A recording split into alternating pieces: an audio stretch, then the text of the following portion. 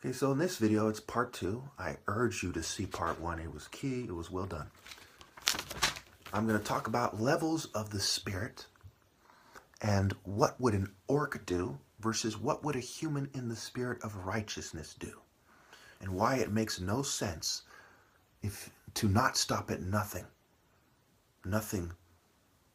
moral, right? Nothing that God would have you do, and God would have you sacrifice your whole family, whether you're a samurai or whether you're a Christian, and Abraham and Isaac, or whether you're a Star Wars fan and you saw, the part where you have Mace Windu and Anakin Skywalker, right? And the Emperor says, "I have the power to save the one you love." He turned to the dark side for his family, his wife, his mother. He couldn't save her. This was symbolic of the question the West and the world is having you ask yourself. Should I be prepared to sacrifice my family to do the work of God? The answer is yes. They want you to answer it with no. Now let's consider, says who?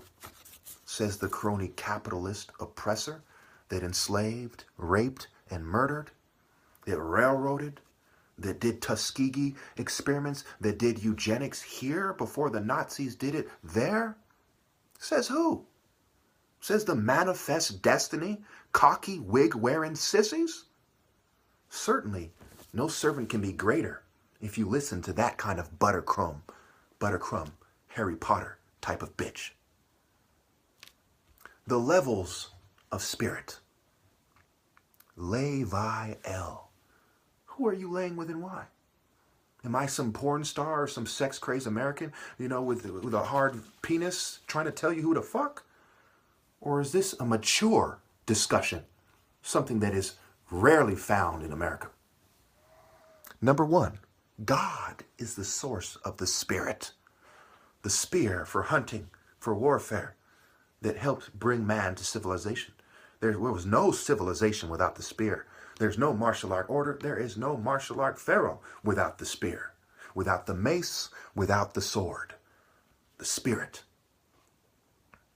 A phallic symbol, mind you. The patriarchy is natural. It's right there in the word spirit. Whether you have a religious system, raw legion versus the legion of demons Jesus cast out, or whether you have a spiritual system, you still have to deal with the word spirit. Jesus still came to bring a sword. You are still a dumb fuck if you don't see it this way. And he's the root and the offspring of a warrior king, King David, who defeated Goliath in single combat. It is insane, delusional, and sick for a predominantly Christian society to turn its back on me. For the women that are supposed to be raised in the Spirit of God through the church and in other spiritual systems to lack the spiritual depth, to be ultra receptive, screams that their families are bitch. Am I wrong? I'll stop saying it when you concede my point or prove me wrong. If you can't do either of those things, I'd have to be a bitch and a coward to not insist that this is understood. So first, it comes from God, the source of the spirit. Second, the spirit comes through the soul. It cultivates the soul, right?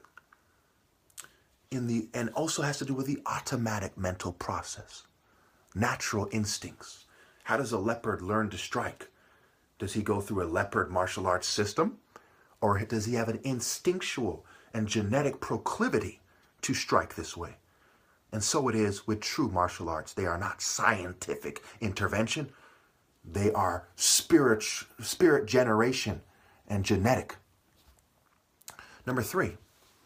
The arm and leg as shafts, the hands, the knives, etc., as the spear heads. One striking the earth as the sun, dominating the earth as a martial artist. When one lowers themselves to rolling in the mud, for any reason, mind you, they are now submitting to the earth in defiance of the sun. The martial artist wears all white and yellow and light blue and things like this. Why? Because he's not supposed to grapple or be in the mud. This is for children who have submitted to the Mother Earth, the Ki, the Sumerian goddess. They've submitted. Anunnaki, these are his children submitted to the earth. In the Bible and so on, when the sons of God, so on and so forth, right? The sons of the imposter God is one way to interpret it, probably the most accurate. Saw the earth goddesses sluts and started playing with them like a little kid would play with a bitch. And that gave you the Anunnaki. In the eyes of fools, they were heroes of old, but they were not followers of God. They were not Harus, Horuses, or Haroeris in their true form. It has to do with honesty. Were they telling the truth? No. The word hone is in honesty for a reason. If you are not honest, you are not honing anything. You are just being a bitch playing a role. You have a skit and you are a schizo. Those in mental health who drug people based on their ability to conform to the game of life, the play of life, the movie of life, are the schizos.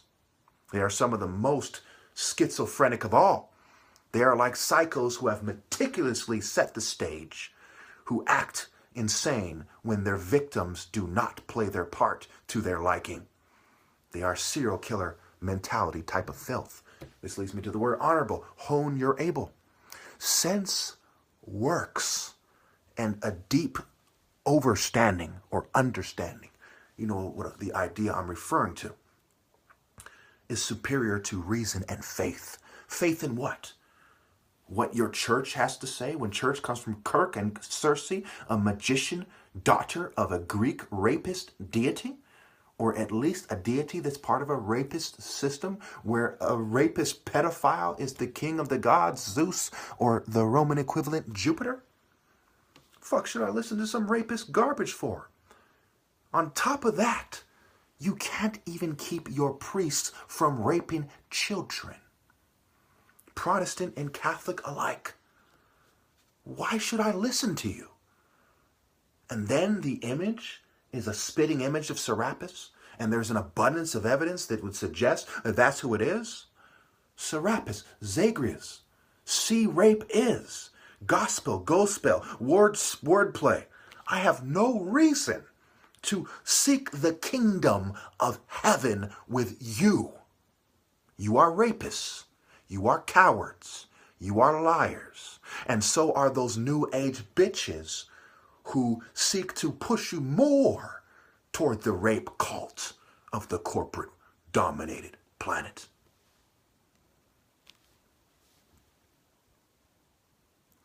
If you know the key moves of this true spirit warrior, it is not going to help.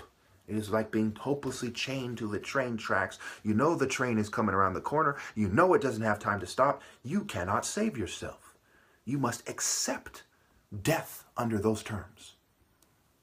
God sent his message to the top martial artist.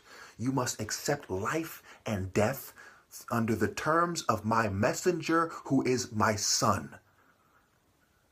He is the son of the spirit of the top martial artist, which is passed to some degree through his parents.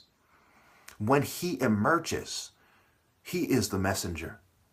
The parents are to sit down and follow the message as well. And that is a profound message that is being sent to all of you. God has spoken. And even if his own father, even as a brain surgeon, doesn't listen to the word of God, you should. And he should by default. He is the son of the Spirit. I am the son of the Spirit. I am the son of God. And you are not a son of God if you do not submit to God's top martial artist, Pharaoh, messenger. It's right there in the word, Pharaoh.